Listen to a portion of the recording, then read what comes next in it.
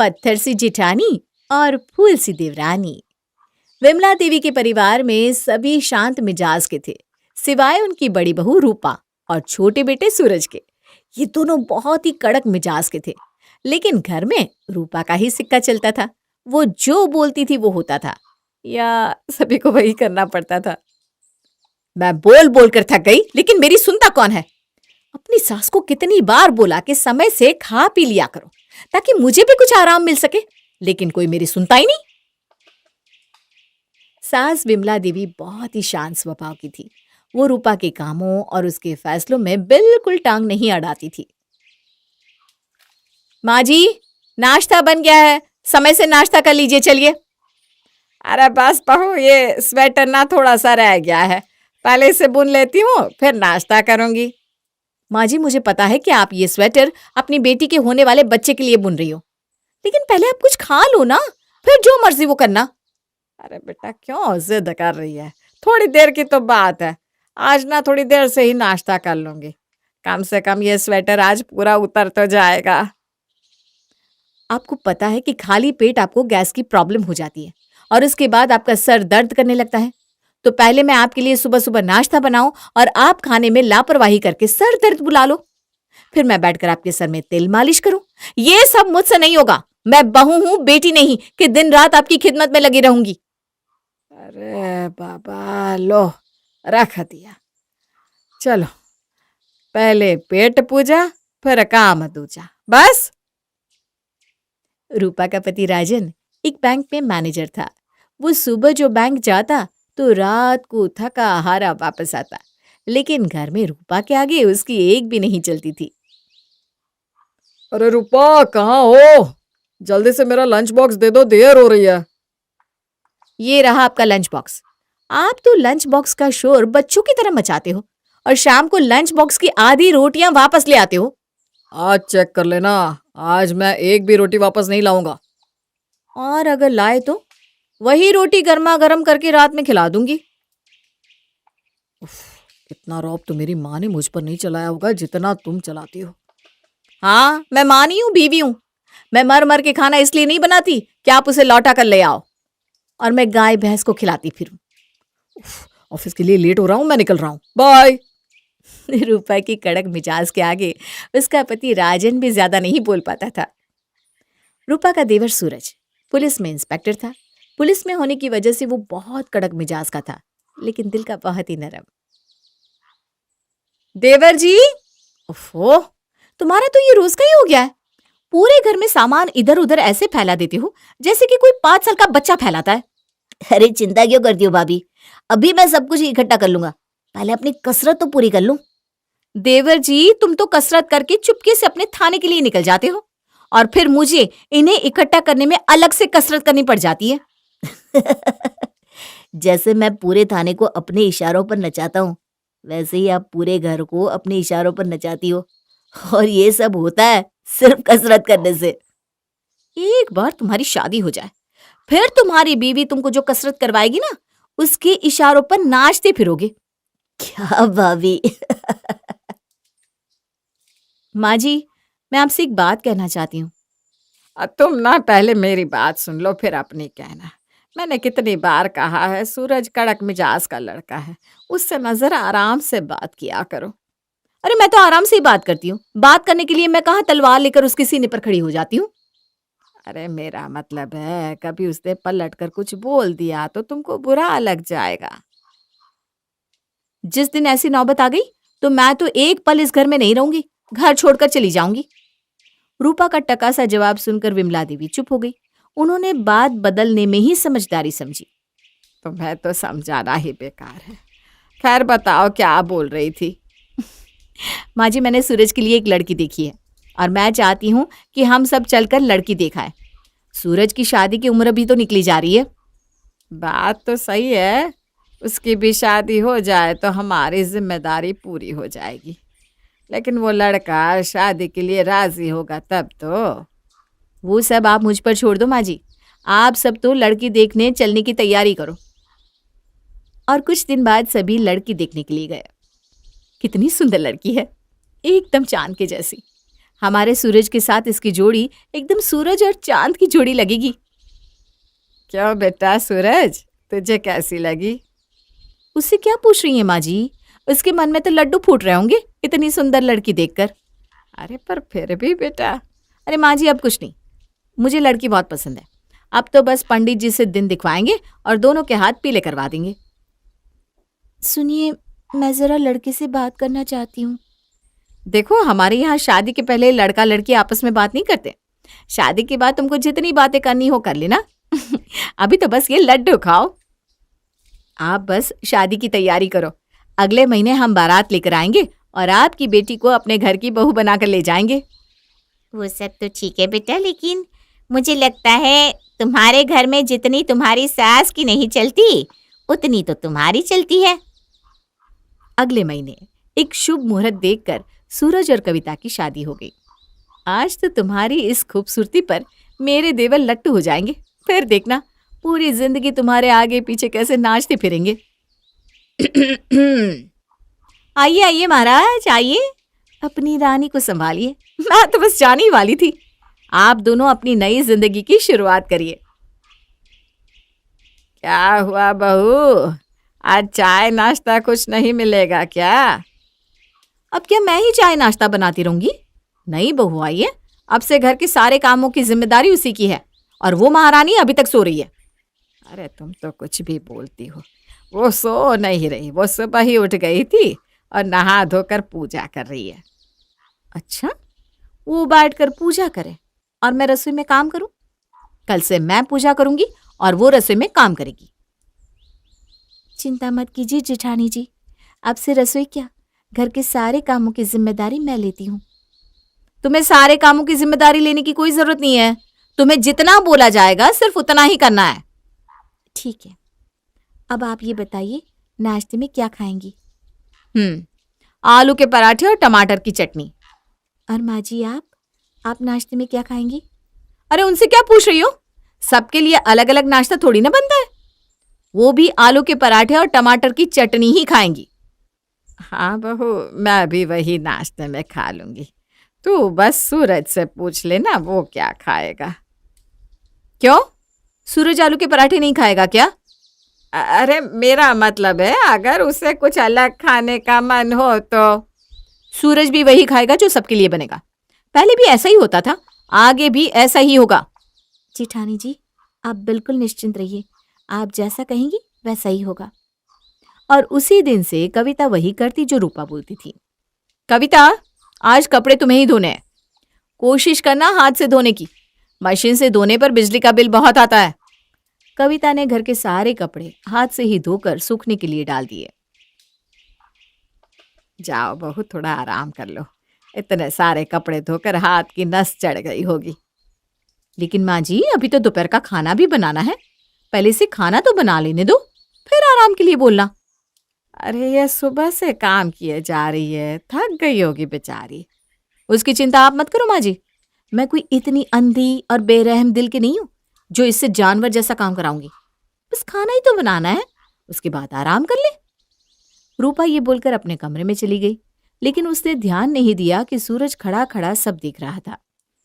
अगले दिन जब कविता किचन की ड्यूटी निपटा रही थी, तभी रूपा ने आकर कहा, कविता जरा 2 कप चाय बना देना, पड़ोस वाली भाभी आई है। जी भाभी, अभी बनाकर लाती हूँ।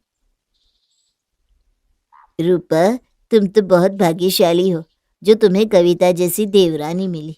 वो सुबह से शाम तक तुम्हारे इशारों पर नाचती है और मजाले की उफ तक करे।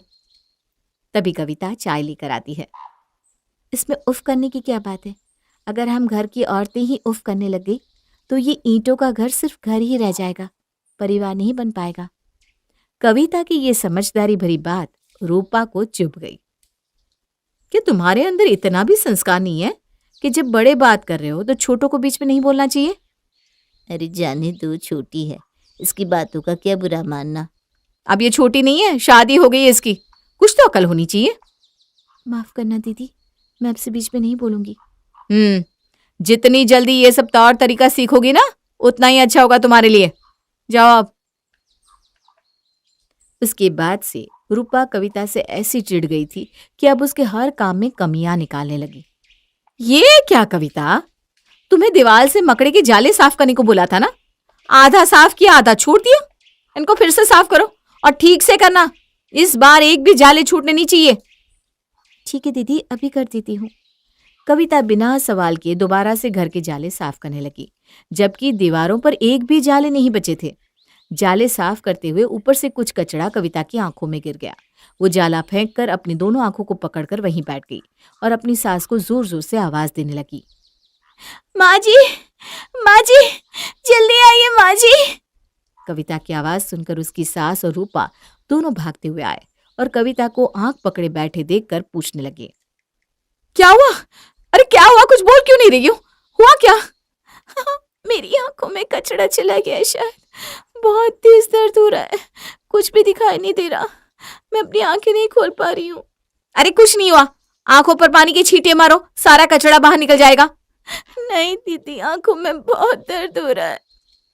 तभी उसी वक्त सूरज किसी काम से घर आया। उसने कविता को रोते हुए आंखों में दर्द की बात सुन ली और फिर बिना एक पल गवाए उसने कविता को गोद में उठाया और डॉक्टर के पास लेकर चल दिया। शाम को सूरज अब कविता को हॉस्पिटल से लेकर आया तो उसकी आंखों पर पट्टी बंधी हुई थी। कविता का यह हाल देखकर सभी घर वाले उसके आसपास इकट्ठा हो गए थे। माँ, मैं ये पूछना चाहता हूँ, जब घर की सफाई 2 दिन पहले ही हो चुकी थी तो दोबारा से करने के लिए किसने बोला था? क्या जरूरत आ पड़ी थी? बोला तो मैं नहीं था, लेकिन मुझे क्या पता था ये अपने आंख में तिनका गिराकर गांधारी बन जाएगी। माँ, मैं देख रहा हूँ, सुबह से शाम तक घर के कामों में लगी रहती है ये, और किसी को कोई फर्क नहीं पड़ता। आप शांत हो जाइए ना, मुझे घर के कामों से कोई दिक्कत नहीं है, वो मेरी ही गलती की वजह से मेरी आंखों में कचरा गिर गया था, आप किसी पर भी गुस्सा मत होइए। जाने देना बेटा, होने को कौन टाल सकता है, जो होना था वो हो गया, आगे से सब इसका ध्यान रखेंगे।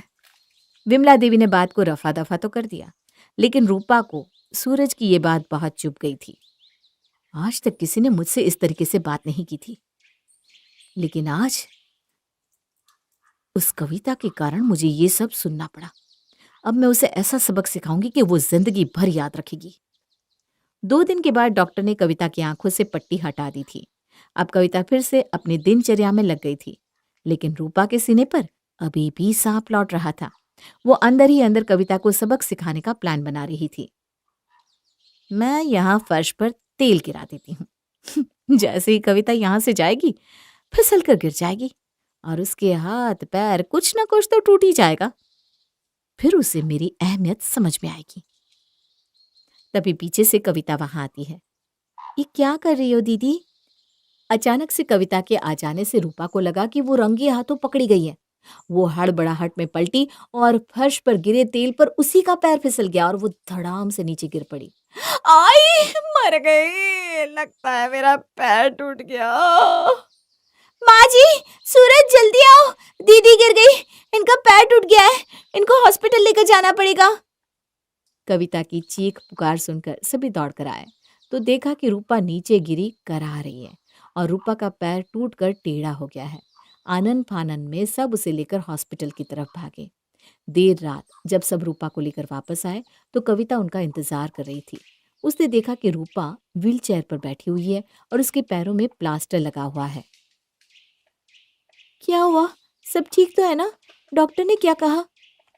पैर की हड्डी टूट गई है। डॉक्टर ने कहा कि पैर ठीक होने में 1 से 2 महीने लगेंगे। आप बिल्कुल चिंता मत करना दीदी, मैं हूं ना, मैं आपके सारे काम कर दिया करूंगी, आपको किसी भी चीज की दिक्कत नहीं होने दूंगी। कविता की बात सुनकर रूपा को बहुत आश्चर्य हुआ। उसे तो लग रहा था कि कविता घर वालों से शिकायत करेगी, क्योंकि उसने उसे फर्श को चिकना बनाने के लिए तेल गिराते हुए देख लिया था, लेकिन इसने तो उसके बारे में एक शब्द नहीं बोला। दीदी आप आराम करो, मैं आपके लिए हल्दी वाला दूध लेकर आती हूँ, इससे दर्द में बहुत आराम मिलेगा। थोड़ी देर बाद जब कविता दूध लेकर रूपा के कमरे में गई तो रूपा बेड पर लेटी हुई थी। कविता को देखते ही रूपा फपक फपक कर रोने लगी। मुझे माफ करना कविता, मैंने तुम्हारे साथ बहुत गलत किया है और मैं तुम्हें नुकसान पहुंचाने के लिए ही फर्श को चिकना कर रही थी, लेकिन सच ही कहा जाता है, जो दूसरों के लिए गड्ढा खोलता है एक दिन वो खुद उस गड्ढे में गिरता है। मुझे माफ कर दो कविता, मुझे माफ कर दो।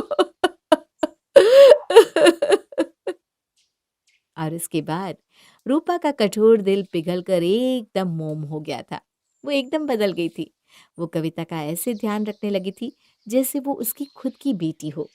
चलो अच्छा है, अजीत ने तो शादी की, अब रोज बहू के हाथ का अच्छा अच्छा खाना खाऊंगी। ठीक बोला तुमने सीमा, और देखो तो खाने की कितनी अच्छी खुशबू आ रही है। पता नहीं बहू क्या बना रही है। अरे भाभी तो छोले भटूरे बना रही है मम्मी पापा। मैं अभी किचन में गई थी तो पूछ कर आई हूँ। देखने में ही इतने ज्यादा टेस्टी लग रहे थे। अरे तो बेटा अपने भाभी को बोलना जल्दी से हमारे लिए भी लेकर आएगी। हाँ बस भाभी भटूरे ही बना रही थी माँ, अब भी लेकर आती ही होंगी। शिल्पा कह रही होती है, तब तक उसकी भाभी रीना सबके लिए टेबल पर छोले भटूरे सर्व कर देती है और सब खाने के लिए बैठते हैं। वाह वाह वाह, क्या रंगत है छोले की सब्जी की, और खुशबू तो इतनी अच्छी आ रही है कि मुझसे तो रुका ही नहीं जा रहा। मन कर रहा है बस जल्दी से खा लूं। अरे तो खाओ ना माँ। रीना, तुम जल्दी से सबके प्लेट में खाना सर्व कर दो। जी। रीना सबको गर्मा गर्म छोले भटूरे खाने के लिए देती है और सब बहुत ही शौक से छोले भटूरे का पहला निवाला खाते हैं। लेकिन जितने शौक से उन्होंने खाया था, उतना ही बड़ा शौक उन्हें छोले भटूरे खाने के बाद लगता है। अरे ये किस तरह के छोले बनाए तुमने? मतलब मैं कुछ समझी नहीं, टेस्टी नहीं बने क्या? अरे नहीं बहू, टेस्टी की बात नहीं, लेकिन छोले बहुत ज्यादा सख्त लग रहे हैं। तूने बनाने से पहले भिगोए नहीं थे क्या? अरे नहीं मम्मी जी, मैंने सुना है कि छोले को भिगोते हैं तो उसका सारा न्यूट्रिशन खत्म हो जाता है, इसलिए मैं तो हमेशा बिना भिगोए ही बनाती हूँ। अरे बेटा, लेकिन बिना भिगोए तो छोले बन ही नहीं सकते। देखो तो बिल्कुल भी ठीक से नहीं गले। अरे मम्मी जी, छोले गल जाएंगे तो उसका पूरा टेस्ट ही खत्म हो जाएगा, और बनाने से पहले मैंने कुकर से सीटी लगाई थी तो पक तो गए हैं, और मसाला भी मैंने बहुत टेस्टी बनाया है। कोई बात नहीं माँ, खा लो ना। वैसे भी भाभी ने पहली बार इतने प्यार से हमारे लिए कुछ बनाया है। वैसे छोले टेस्टी बने हैं भाभी, मसाला बहुत अच्छा बनाया है आपने। अब शिल्पा पहली बार तो भाभी की इस बात को टाल देती है, लेकिन उसे क्या पता था, ये तो उसकी भाभी की हमेशा की आदत है। कुछ दिन बाद, सुमित ये लो तुम्हारी चाय। रख दो भाभी। अरे क्या बात है, इतने परेशान क्यों लग रहे हो? कॉलेज में किसी से लड़ाई झगड़ा हुआ क्या? अरे नहीं भाभी, कॉलेज में नहीं हुआ। अच्छा, मतलब झगड़ा तो हुआ है, पर हुआ किससे है वो बताओ। अरे क्या बताओ भाभी, मेरी गर्लफ्रेंड है ना, गुस्सा हो गई है मुझसे। कल मुझे उसके साथ डिनर पर जाना था और अर्जेंट काम आ गया तो जा नहीं पाया। अब समझ नहीं आ रहा उसे कैसे मनाऊं। अरे तुम बिल्कुल भी टेंशन मत लो। जैसे पति के दिल का रास्ता उनके पेट से होकर गुजरता है, वैसे ही सेम लड़कियों का भी है। बताओ उसे क्या पसंद है, मैं तुम्हें वही बना कर दूंगी। तुम जैसे ही उसे उसका फेवरेट खाना खिलाओगे, उसका गुस्सा फट से गायब हो जाएगा, और उसे बोल देना कि तुमने बनाया है, तो ज्यादा खुशी हो जाएगी। अरे वाह भाभी, ये तो आपने कमाल का आइडिया दे दिया। वैसे उसे राजमा चावल बहुत पसंद है, तो आप उसके लिए वही बना दो। अच्छा ठीक है, तुम बस थोड़ी देर रुको, मैं राजमा चावल बनाती हूँ। रीना तुरंत किचन में जाती है और डायरेक्ट राजमा के डिब्बे से कच्ची राजमा निकालकर कुछ सीटी लगवाती है और उसी को पके हुए मसाले में मिलाकर राजमा बनाकर तैयार कर देती है। अब वही राजमा चावल सुमित अपने गर्लफ्रेंड के लिए लेकर जाता है। हाँ देखो, ये भोली सी शक्ल बनाकर ये तो तुम बिल्कुल मत समझो कि मैं तुम्हें माफ कर दूंगी। मुझे तुमसे कोई बात नहीं करनी है, सो प्लीज जाओ यहाँ से। अरे ठीक है बाबा, मत करना बात। मैं तुम्हें फोर्स नहीं कर रहा, लेकिन मैं तुम्हारे लिए अपने हाथों से राजमा चावल बनाकर लेकर आया हूँ। सोचा तुम्हें पसंद है तो आज अपने हाथों से ही बनाकर ले आऊं। सीरियसली? ये राजमा चावल तुम मेरे लिए अपने हाथों से बनाकर लाए हो? हाँ बाबा, ये लो, जल्दी से टेस्ट करके बताओ कि कैसे बने हैं। वैसे तो मेरे दांत में आज थोड़ा दर्द है, लेकिन अगर तुमने बनाए हैं तो जरूर खाऊंगी। अब बेचारी रूबी सुमित की बातों में पिघलकर वो राजमा चावल खाने के लिए मान जाती है, लेकिन उसे क्या पता था कि उसके साथ क्या होने वाला है। वो जैसे ही राजमा चावल खाती है तो राजमा इतनी सख्त थी कि उसके दांत में पहले से जो दर्द हो रहा था वो और बढ़ जाता है और वो जोर से चिल्लाती है, आ! क्या क्या हो गया रूबी? तुम इतनी जोर से क्यों चिल्ला रही हो? बदतमीज कहीं के, मुझे तो लग रहा था कि कल तुमने जो किया उसके लिए तुम सॉरी हो, इसलिए मेरे लिए राजमा चावल बनाकर लाए हो, लेकिन तुम तो बहुत बदतमीज हो। इतनी सख्त राजमा, पहले ही दांत में इतना दर्द हो रहा था और बढ़ गया। रूबी सुमित को चाटा मारती है और गुस्से से वहां से चली जाती है और सुमित बेचारा देखता ही रह जाता है कि उसके साथ ये क्या हो गया। ये क्या हुआ यार? क्या करने आया था और क्या हो गया? लगता है भाभी के राजमा चावल के चक्कर में इस बार मेरा ब्रेकअप पक्का होगा। मुझे तो भाभी की बात माननी ही नहीं चाहिए थी। अब बेचारे सुमित की लड़ाई तो ऐसा करने से और बढ़ जाती है, लेकिन तभी कुछ दिन बाद, बेटा आज ना तेरी मौसी जी घर पर आने वाली है और तेरी मौसी जी को दही बड़े बहुत पसंद है, तो तू उनके लिए अच्छे से दही बड़े बना देना बेटा। जी ठीक है मम्मी जी, आपको पता है मेरे हाथ के दही बड़े हर जगह फेमस थे, मेरे सब रिश्तेदार बनवा बनवा कर खाते थे। अरे वाह, फिर तो ये और भी अच्छी बात है। वैसे भी जीजी खाने के मामले में बहुत छांटा छाटी करती है, तो जरा ध्यान से ही बनाना बेटा। जी मम्मी जी। अब रीना की सास ने उसे सुबह इसलिए बताया था कि वह सुबह से शाम तक उड़द की दाल को भिगो सके, लेकिन वह कहाँ ऐसा करने वाली थी। उसने शाम को ही उड़द की दाल का डब्बा उठाया और दाल धोकर सीधी पीसने को डाल दी और कच्ची उड़द की दाल को पीसकर ही उसके बड़े बना दिए। अरे जीजी, कितने दिनों बाद दर्शन हुए आपके। वैसे आपको पता है मेरी बहू ने आपके लिए स्पेशल दही बड़े बनाए हैं, क्योंकि आपको पसंद है। एक बार मेरी बहू के हाथ के दही बड़े खाओगी ना तो खाती ही रह जाओगी। अच्छा चलो देखते हैं, कहीं वो भी बाकियों की तरह ना निकले, नाम बड़े और दर्शन छोटे। अब रीना पहले सबके लिए खाना लगाती है, सब लोग खाना खा लेते हैं, लेकिन जैसे ही बारी दही बड़े खाने की आती है तो सबको दही बड़े का टेस्ट कुछ अलग सा लगता है। दही बड़े में दही और चटनी का टेस्ट तो अच्छा आ रहा है, लेकिन बड़े का टेस्ट कुछ अजीब सा आ रहा है। मतलब इतना सख्त बड़ा मैंने पहले कभी नहीं खाया। ये तूने उड़द की दाल से नहीं बनाया है क्या बहू? अरे नहीं नहीं मौसी जी, मैंने तो उड़द की दाल से ही बनाया है और मैंने टेस्ट किया था, मुझे तो ठीक लगा था। अरे बेटा, तूने बड़े बनाने से पहले दाल को भिगोया था कि नहीं? बड़े बनाने में दाल भिगोने की क्या जरूरत है मम्मी जी? जब बड़े को फ्राई करते हैं तो दाल तो अपने आप ही पक जाती है। मैंने दाल को धोया, पीसा और घोल बनाकर फ्राई कर दिया और तेल में तलने के बाद तो सब अपने आप पक गया। अरे बेटा, दाल, राजमा, छोले, चने, इन सब को बनाने से पहले भिगोना पड़ता है, वरना ठीक से बनते नहीं है। मैंने कितनी बार तुझे समझाया है, तू मेरी बात समझते क्यों नहीं है? अब इतनी सी बात पर रीना अपनी आंखों में आंसू ले आती है। मैंने इतने प्यार से आपके लिए दही बड़े बनाए थे और आपको पसंद नहीं आए।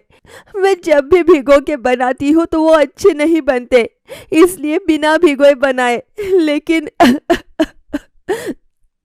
अरे इसमें रोने वाली कौन सी बात थी बेटा?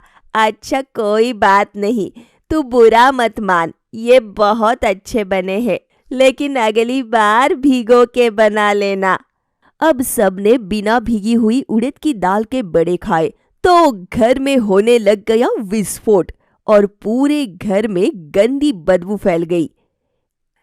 छी छी, पूरे घर में बदबू ही बदबू हो गई। अरे यार सुमित, रूम फ्रेशनर छिड़क ना। अरे छिड़क तो दिया भैया, लेकिन किसी की गैस रुक ही नहीं रही। पता नहीं भाभी ने ये क्या खिला दिया। ओए छी। पूरे घर का माहौल एक दही बड़े के चक्कर में खराब हो जाता है और सबका हाल बेहाल हो जाता है। तभी कुछ दिन बाद, आजकल ये वरुण कुछ ज्यादा ही पंगे लेने लगा है। हर बात की खबर मैनेजर तक पहुंचाने लग गया है। चमचा कहीं का। अजीत इतना कह ही रहा था कि तब भी वरुण वहां से गुजरते हुए उसकी बात सुन लेता है और दोनों में छिड़ जाता है संग्राम। ए क्या बोला तू? मैं चमचा हूं मैनेजर का? जरा ना जबान संभाल के बात करना, वरना नौकरी से हाथ धो बैठोगे। अच्छा, और मुझे नौकरी से तू निकलवाएगा?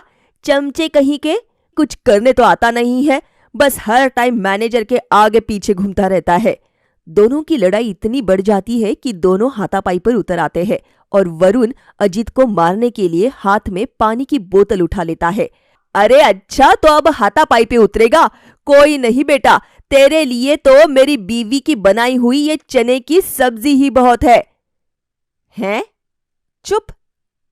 वरुण अजीत को पानी की बोतल फेंक कर मारता है तो अजीत तो साइड हो जाता है और वह बोतल सीधा मैनेजर को जाकर लगती है। लेकिन अजीत अपनी सब्जी के एक चना निकालकर जैसे ही वरुण के सर पर मारता है तो वरुण के सर पर नील पड़ जाता है और उसका सर सूजकर मोटा हो जाता है। आह! आग के बच्चे, मुझे बोतल फेंक के मारी तुमने? तुम्हें तो आज मैं नौकरी से निकालूंगा। और अजीत, बहुत अच्छा किया तुमने जो इसे कंकड़ मारा। अच्छा हुआ जो तुम्हारा सर सूज गया, यही डिजर्व करते हो तुम। Thank you sir. चलो यार, पहली बार कमाल कर दिया रीना के चने ने। लेकिन अगर मैं इसे खा लेता तो मेरा क्या होता? तो ये बहुत ही डेंजरस है, रीना को समझाना पड़ेगा। सब घर वाले उसे इस बात को समझाते हैं, लेकिन उसे तो किसी की बात समझ ही नहीं आती। तभी कुछ दिन बाद उसके बड़े ननंद और नंदोई उसके घर आते हैं। अरे आओ आओ बेटा। अरे जानवी बेटा, तूने मुंह क्यों फुला रखा है? क्या हो गया? और जमाई जी, आप भी बड़े गुस्से में लग रहे हो। मैं बताती हूँ मम्मी, इनका कहना है कि मुझे खाना बनाना नहीं आता, तो जाकर अपनी मम्मी से खाना बनाना सीख कर आओ। और नहीं तो क्या, इसमें गलत क्या बोला मैंने? सबकी पत्नी है, इतना अच्छा अच्छा खाना बनाती है और यह मुझे कभी पास्ता बनाकर दे देती है तो कभी नूडल्स। यार कुछ तो इंडियन खाना बनाना सीखो ना। अरे जतिन भैया, इतना गुस्सा किस बात का? अगर दीदी को खाना बनाने में परेशानी होती है तो मैं उन्हें अच्छा खाना बनाना सिखा दूंगी, लेकिन उससे पहले आप सब यह कबाब खाओ। मैंने आज ही राजमा से वेज कबाब बनाना सीखे हैं। अरे वाह, सीखो कुछ। जतिन बहुत ही खुश होकर कबाब खाने के लिए बैठता है, लेकिन अब कच्ची राजमा के कबाब का कैसा टेस्ट आएगा वह तो शायद आप इमेजिन भी नहीं कर सकते। जतिन जैसे ही वह खाता है वह वैसे ही वॉशरूम की तरफ भागता है। अरे जतिन को क्या हो गया? लगता है जतिन भैया खाना खाने से पहले हाथ धोने भूल गए थे, तो शायद हाथ धोने गए होंगे। ओह अच्छा, तो थोड़ी देर वेट कर लेते हैं। अरे कबाब के अंदर यह इतना टाइट टाइट क्या है? सुमित कबाब के अंदर से कुछ निकालता है और ध्यान से देख रहा होता है कि वह उसके हाथ से फिसल जाती है और सीधी कांच के वास में जाकर लगती है और कांच का वास टूटकर चकनाचूर हो जाता है। अरे भैया, क्या था ये? ये राजमा का कबाब है यह लोहे का कबाब भाभी। क्या था? ये क्या था? थी तो राजमा ही, लेकिन इतनी टाइट कैसे हो गई? लगता है तुमने ज्यादा फोर्स से मार दिया। हे भगवान, लगता है तूने फिर से राजमा को नहीं भिगोया। बेटा हमारी बात मान और इन चीजों को भिगोकर बनाना शुरू कर दे, वरना बनाना ही छोड़ दे, नहीं तो किसी दिन हम सबके दांत तोड़ देगी तू। अरे नहीं मम्मी जी, ऐसा कुछ नहीं होगा। वो कभी कभी एक आधी राजमा टाइट हो जाती है, अब उसके चक्कर में इतनी टेंशन क्या लेनी। तभी जतिन वॉशरूम से आता है और जानवी का हाथ पकड़कर उसे उठाता है। अरे क्या हो गया तुम्हें? तुम कहाँ पर लेकर जा रहे हो? देखो, मैं नहीं जानता मैंने जो खाया वो रीना भाभी ने क्या बनाया था, लेकिन अपनी पूरी लाइफ में इतना अजीब टेस्ट का कबाब मैंने पहले कभी नहीं खाया। लगता है रीना भाभी गुस्सा हो गई है कि मैंने तुम पर गुस्सा किया। चलो हम अपने घर ही चलते हैं। तुम्हें जैसा खाना बनाना था मैं खा लूंगा, लेकिन सीखना मत प्लीज। अरे लेकिन चलो यार प्लीज, वरना मैं रो दूंगा। अरे बेटा, लेकिन खाना तो खा कर जाओ। नहीं मम्मी जी, जानवी जल्दी चलो प्लीज। अब जतिन तो जानवी को लेकर चला जाता है, लेकिन उसके बाद रीना की अच्छी तरह क्लास लगती है, लेकिन उसके ऊपर फिर भी कोई फर्क नहीं पड़ता। कुछ दिन बाद वह अपने रिश्तेदार के यहाँ सगाई में जाते हैं। कोमल, आज तुम्हारी सगाई है और तुम इतनी परेशान क्यों हो? बात क्या है? कोई प्रॉब्लम है क्या? प्रॉब्लम तो है रीना भाभी। जिस लड़के से आज मेरी सगाई है वह मुझे बिल्कुल नहीं पसंद, पर घर वाले जबरदस्ती मेरी शादी उसके साथ करवा रहे हैं। किसी ने उनको बोल दिया कि मेरा बॉयफ्रेंड है, तो आज बस जो पहला लड़का मिला उससे मेरा रिश्ता तय कर दिया। मेरी बात तो कोई सुन ही नहीं रहा। तभी कोमल की मम्मी कमरे में आ जाती है। बेटा कोमल, सबके लिए हलवा बना दो। सब तुम्हारे हाथ का हलवा खाना चाहते हैं।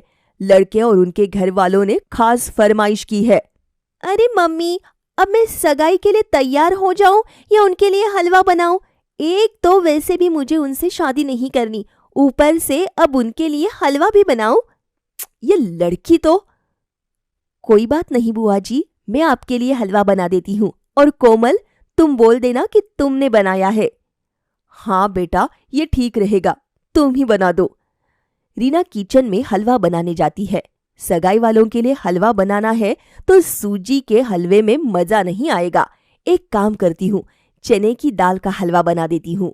अब इसमें तो कोई डाउट नहीं है कि चने की दाल का हलवा बहुत टेस्टी बनता है, लेकिन तब जब उसे अच्छे से भिगोकर बनाया हो। लेकिन रीना ने तो चने की दाल को धोया और पीसकर सीधे हलवा बनाना शुरू कर दिया, और उनका टेस्ट भी फिर वैसा ही हो गया।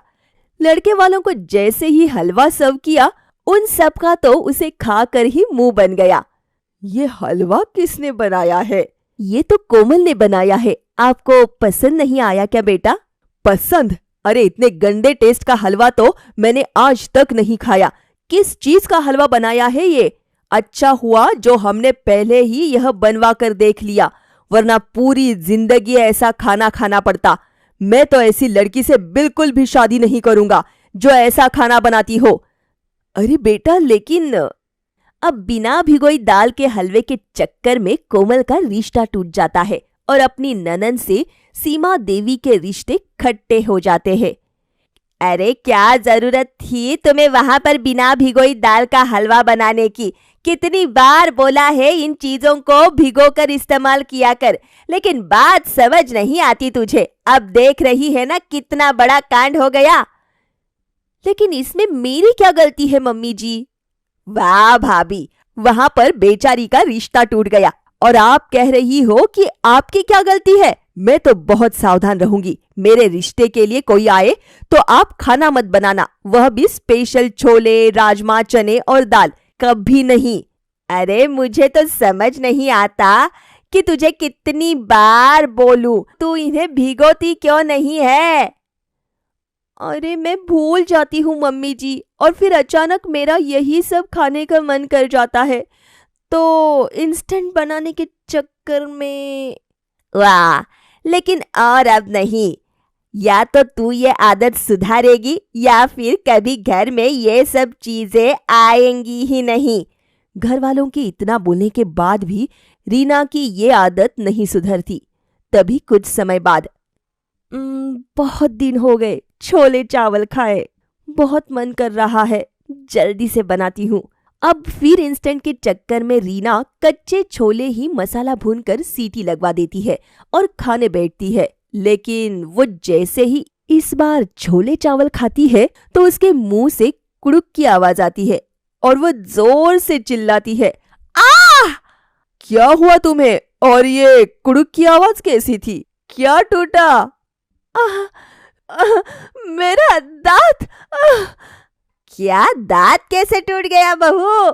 रीना अपनी सासू माँ की इस बात का कोई जवाब नहीं देती। तभी रीना की मुंह से उसके दांत के साथ साथ छोला भी गिरता है। इसका मतलब इस छोले ने तुम्हारा दांत तोड़ा। हाँ, अब देख लिया ना क्या हो गया। इसलिए बोलते थे कि राजमा छोले भिगो कर बनाओ, पर हमारी कौन सुनता है। अब टूट गया ना दांत। वो कहते हैं ना कि दूध का जला छाछ भी फूंक फूंक कर पीता है, तो वैसा ही कुछ रीना के साथ हुआ। जो किसी को समझाने से नहीं समझी, अब खुद का दांत टूटा तो सब कुछ अच्छे से समझ में आ गया। और उस दिन के बाद राजमा छोले और चने क्या, रीना ने तो दालों को भी रात रात भर भिगोकर बनाना शुरू कर दिया। आकाश और दिव्या की शादी को अभी 1 महीना ही हुआ था। नई नई शादी का नूर उनके चेहरे पर दिखाई देता था। दिव्या ने अभी अभी घर और रसोई को संभालना शुरू किया था। वो पूरी कोशिश करती थी कि वो एक अच्छी बहू साबित हो सके। अरे दिव्या बहू, आज इतना सब बनाया है तूने? हाँ बेटा, इतना सब मत बनाया कर, थक नहीं जाती सब बना बना कर। नहीं माँ जी, आप सबका ध्यान रखना तो मेरा फ़र्ज़ है।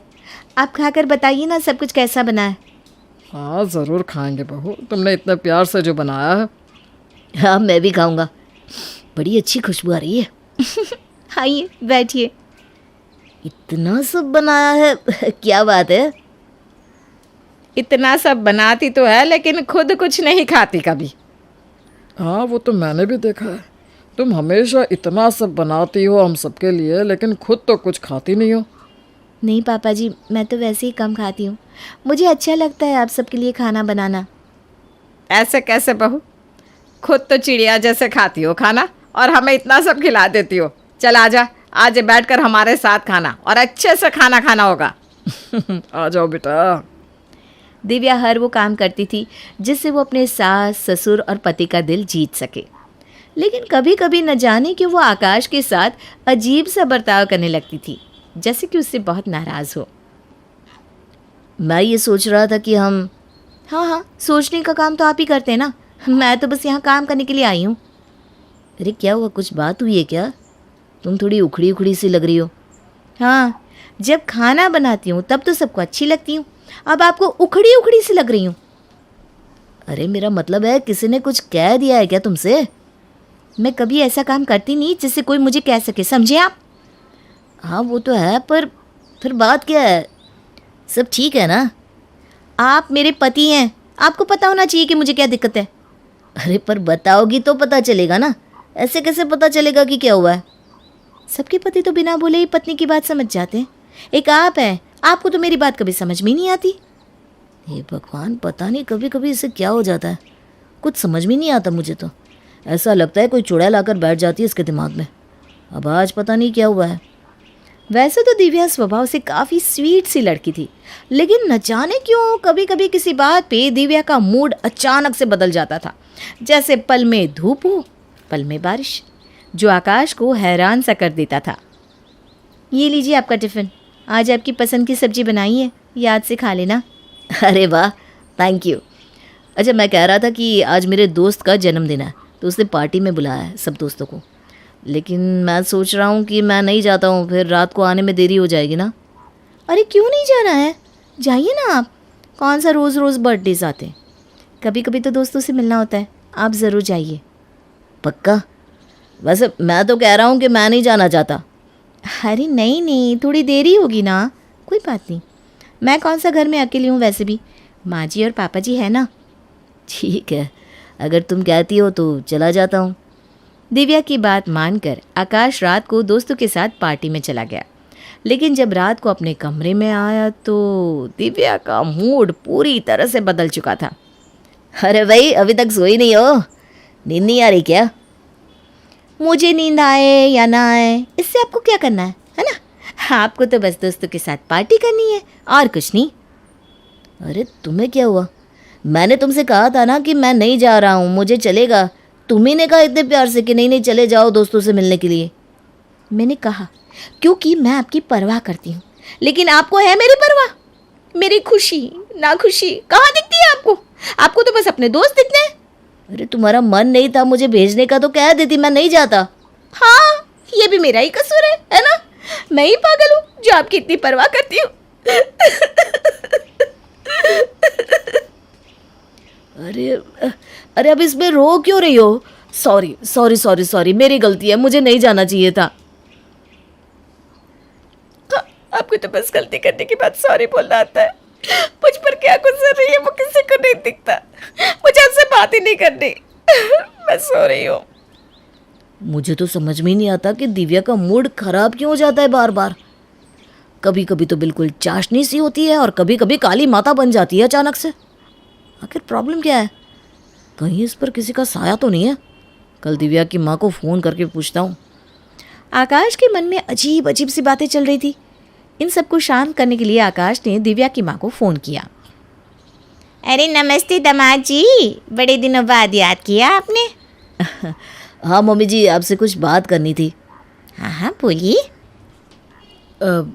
मैं ये पूछ रहा था कि आज से पहले कभी दिव्या पे कोई जादू टूना तो नहीं हुआ है ना? हाँ हाँ हुआ है ना दामाद जी, बिल्कुल हुआ है। मुझे लग ही रहा था। अरे आपके प्यार का जादू जो उस पर चल गया है वो तो हमें जैसे भूल ही गई है। अरे मम्मी जी, ये वाला जादू नहीं जिसमें इंसान पागल सा हो जाता है ना कभी कभी। अरे आपसे शादी करके वो आपके पीछे पागल ही हो गई है, सच में। जहाँ देखो आपकी बातें करती रहती है बस। अरे मम्मी जी, आप मेरी बात को समझ नहीं रही है। मेरा मतलब है कहीं कोई साया तो नहीं है ना दिव्या पे? अरे दामाद जी, अब आपका साया पड़ गया है यहाँ उस पे, अब और कोई साया तो पड़ ही नहीं सकता। आप भी ना कैसी बातें कर रहे हैं। मम्मी जी आप रहने दीजिए, चलिए मैं रखता हूँ फ़ोन। अरे और भी कुछ पूछना हो तो आप बेझिझक फ़ोन कर सकते हैं दामाद जी। हाँ जी ज़रूर, इतने अच्छे जवाब तो आपके अलावा और कौन दे ही सकता है। आकाश को दिव्या की माँ से कोई खास जवाब नहीं मिलता, लेकिन अब उसे डर लगने लगा था कि न जाने कब दिव्या का मूड खराब हो जाए और वो फिर से काली माता का रूप धारण कर ले। इसलिए वो उससे बच बच के ही चलता था। अच्छा बताओ, ये पहनूं या फिर ये सूट पहनूं? क्या बोलूं? कहूँगा कि ये सूट अच्छा नहीं लग रहा तो कहीं गुस्सा ना हो जाए। अरे बताओ ना। तुम पर तो दोनों ही सूट अच्छे लगते हैं, कोई भी पहन लो, सब में प्यारी ही लगती हो तुम। अरे बताओ ना कौन सा पहनूं फिर? नहीं बताया तो भी गुस्सा ना हो जाए कहीं। अब ये लाल वाला पहन लो। ये लाल वाला? लगता है इसे मेरा जवाब पसंद नहीं आया। प्लीज़ गुस्सा नहीं, कमरे के बाहर चला जाता हूँ जल्दी से। ये वाला ना? ठीक है, यही पहन लेती हूँ। बच गया मैं। आकाश के लिए दिव्या को हैंडल करना बड़ा मुश्किल सा हो रहा था। जैसे उसका हर दिन इसी कश्मकश में जाता कि कहीं दिव्या आज नाराज ना हो जाए और उनकी लड़ाई ना हो जाए। अरे तू अंदर क्यों नहीं जा रहा है कमरे में? यहाँ बाहर क्यों खड़ा है? अरे पापा, आज ना दिव्या को कहा था कि जल्दी आऊँगा, लेकिन देरी हो गई। आज तो वो चुड़ैल का रूप धारण कर चुकी होगी। इतना डरता है अपनी बीवी से? आप नहीं डरते क्या मम्मी से? बुलाऊं क्या उन्हें? अरे नहीं, मैं तो मजाक कर रहा था। डरता तो मैं भी हूँ, लेकिन मैंने उस राज को समझ लिया है जिससे हम मर्द अपनी बीवियों को शांत कर सकते हैं। सच पापा? प्लीज़ बताइए ना, वो राज क्या है? कान इधर ला, अभी बताता हूँ। श्याम ने आकाश को कान में कुछ कहा और थोड़ी देर बाद आकाश दिव्या के कमरे में आता है, जहाँ दिव्या गुस्से से लाल हो चुकी थी। दिव्या कैसी हो तुम? आपको कैसी लग रही हूँ? अच्छा सुनो, आज ना मुझे आने में देरी हो गई, उसके लिए सॉरी। आप ना लेकिन देखो रास्ते में आते हुए मुझे मोमोज और बर्गर दिख गया था, इसलिए तुम्हारे लिए लेता आया, और साथ में जलेबी भी है। क्या? मोमोज और बर्गर और साथ में जलेबी? अल्लाह मुझे दो, जल्दी करो, मुझे वैसे भी तो बहुत भूख लगी थी। पापा का नुस्खा तो काम कर गया सच में। लो ये लो जलेबी भी। Thank you. अरे कोई बात नहीं ना, आपको देर होगी तो हो रहा है सबके साथ, लेकिन ये मोमोज ना बहुत बढ़िया है सच में। उस दिन आकाश को एक राज की बात पता चली थी कि अगर आपकी पत्नी गुस्सा है, उसका मूड खराब है या वो बहुत चिड़ी हुई है, तो समझ लीजिए कि उसे बहुत भूख लगी है और उसका बस एक छोटा सा सलूशन है, उसकी पसंद का खाना। वैसे आप भी अपना सकते हैं ये नुस्खा, बड़े बड़े खिलाड़ियों ने अपनाया हुआ है। अरे कब से कुंडली देखे जा रहा है, कुछ बताएगा भी? हाँ बेटी बताऊं ना, इसकी शादी का योग कब बनेगा? हर लड़के को रिजेक्ट कर देती है। इतनी देर में आलिया भी जॉगिंग से घर वापस आकर उनके साथ ही बैठ जाती है। अरे आशीष भाई, आप, मुझे सुबह से ही लग रहा था कि कुछ अपशगुन होने वाला है, देखिए आप आ गए। मुझे तो उस लड़के के लिए अभी से बुरा लग रहा है जिसे तेरे लिए कुर्बान होना पड़ेगा, बेचारा। वैसे आप इतने बड़े ज्योतिषी बन गए लेकिन अभी तक कुंवारे हो, क्या बात है? ग्रह योग नहीं बना रहे या कुछ और बात है?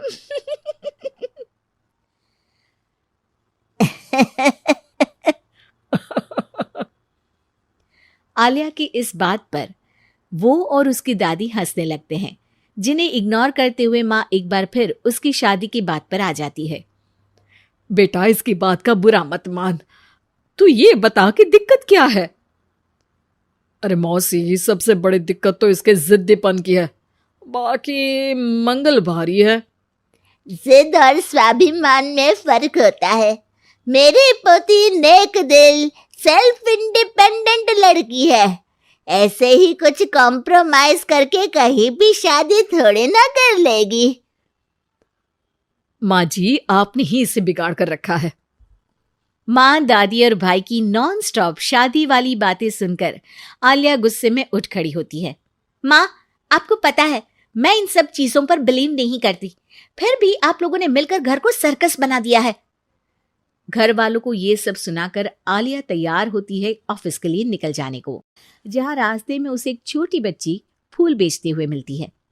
दीदी फूल खरीद लो ना, आज मेरी मम्मी का बर्थडे है। अच्छा, कितने के हैं? सिर्फ आपके लिए एक फूल, 20 रुपीज। आलिया उस बच्ची से सारे फूल खरीदकर ऑफिस पहुंचकर उन्हें सब में बांट देती है। क्या बात है, ये फूल किस खुशी में बांटे जा रहे हैं? फूल मिलने से सबके चेहरे पर जो खुशी आई है ना, उसी की समझ लो। चलो काम करते हैं। ऐसे ही आलिया अपने आसपास के लोगों में खुशियां बांटते हुए डेली लाइफ बहुत खुशी से जी रही होती है। दिन बीतते रहते हैं। एक शाम आलिया और उसकी दोस्त आइसक्रीम खरीदने जाती हैं। भैया 2 चॉकलेट आइसक्रीम देना। तुम्हारा चॉकलेट आइसक्रीम से प्यार मुझे आज तक समझ नहीं आया। आइसक्रीम लेकर आलिया की दोस्त तो वहां से चली जाती है, लेकिन जैसे ही आलिया जाने लगती है तभी एक जरूरतमंद बच्चा उसके पास आता है। दीदी आइसक्रीम खिला दो। आलिया बिना कुछ सोचे अपनी आइसक्रीम उसे दे देती है। ये सब देख वहीं खड़ा देव आलिया के पास आता है। आप उसे पैसे भी तो दे सकती थी। हाँ, दे सकती थी, पर पैसे तो आगे उससे कोई दूसरा भी छीन सकता था, लेकिन इस आइसक्रीम को खाकर उसे जो खुशी मिलेगी ना वो कोई नहीं छीन पाएगा। Wow, deep thought. आज से मैं भी ऐसे सोचना शुरू करूंगा। वैसे मेरा नाम देव है। हेलो देव, मैं आलिया हूँ। और इस तरह दोनों बातें करते हुए साथ चलने लगते हैं, जिसके बाद धीरे धीरे दोनों की बातें और फिर मुलाकातों का सिलसिला शुरू हो जाता है। इसी तरह कुछ महीने बीत जाते हैं। अब दोनों एक दूसरे को पसंद करने लगते हैं। मेरी मम्मी को उनके सोशल वर्क के लिए सम्मानित किया गया है, तो आज फैमिली डिनर में तुम भी आ सकती हो। अगर तुम्हारी मम्मी की गिफ्ट के लिए तुम मेरे साथ शॉपिंग चलोगी तो ज़रूर आऊँगी। दोनों शॉपिंग पर जाते हैं और रात को आलिया देव की मम्मी के लिए सुंदर लाल साड़ी लेकर डिनर पर पहुंचती है, जहां गिफ्ट देने और थोड़ी बात करने के बाद सब डिनर करने बैठते हैं। आंटी, आपको साड़ी कैसी लगी? ठीक है, मतलब मैं एक सोशल वर्कर हूँ तो ज़्यादातर सोबर कपड़े ही पहनती हूँ। डोंट वरी, मम्मी के इस स्पेशल मौके पर ये साड़ी ज़रूर पहनेंगी। इसी तरह बातें आगे बढ़ती हैं और डिनर खत्म होने पर आलिया घर वापस आती है, जिसके बाद से ही वो देव के साथ बात करना बंद कर देती है। ऐसे ही कुछ दिन बीत जाते हैं जिसमें देव बहुत बार उसे कॉल और मैसेजेस करता है, लेकिन आलिया किसी का जवाब नहीं देती। क्या हुआ? सब कुछ तो अच्छा चल रहा था, फिर तुमने देव से बात करनी क्यों बंद कर दी? उसकी मम्मी को घर में बहू नहीं, नौकरानी का रिप्लेसमेंट चाहिए, जो मैं नहीं बन सकती। अरे इतनी जिद भी अच्छी नहीं, लड़कियों को थोड़ा कॉम्प्रोमाइज तो करना ही पड़ता है। तुम्हारे लिए देव से ज्यादा सूटेबल लड़का तुम्हें नहीं मिल सकता। माँ उसे ये सब बोल ही रही होती है कि उसके फोन पर मैसेज आता है, जिसे पढ़कर वो तुरंत घर से निकलकर हॉस्पिटल पहुंचती है, जहां देव अकेला परेशान खड़ा होता है। पर आलिया उसके पास न जाकर एक कमरे में जाती है और कुछ देर बाद बाहर निकलकर घर वापस आ जाती है। इसके कुछ दिनों बाद देव और उसकी मम्मी आलिया के घर आते हैं। अगर तुम हॉस्पिटल आकर ब्लड डोनेट नहीं करती तो शायद आज मैं यहाँ सबके साथ नहीं होती। तुमने मेरी आंखें खोल दी। मैं आज तक हर काम करते हुए यही सोचती थी कि सोसाइटी क्या सोचेगी, लेकिन तुमने मुझे समझाया जो नेक होते हैं उन्हें किसी दिखावे की जरूरत नहीं, उनका काम ही सब कुछ है। आंटी, अगर देव ग्रुप चैट में ब्लड नीडेड का मैसेज नहीं डालता तो मुझे पता भी नहीं चलता। वो तो ठीक है, तुमने साड़ी नोटिस की, स्पेशल मौका। आलिया, मैं खाना बना लूंगा, घूमने जाने पर सारा सामान उठा लूंगा। प्लीज शादी के लिए हाँ बोल दो। अगर खाना दोनों मिलकर बनाएं और घूमते हुए जब जो थके दूसरा उसे लाइफ लॉन्ग संभालने का वादा करे तो डील पक्की।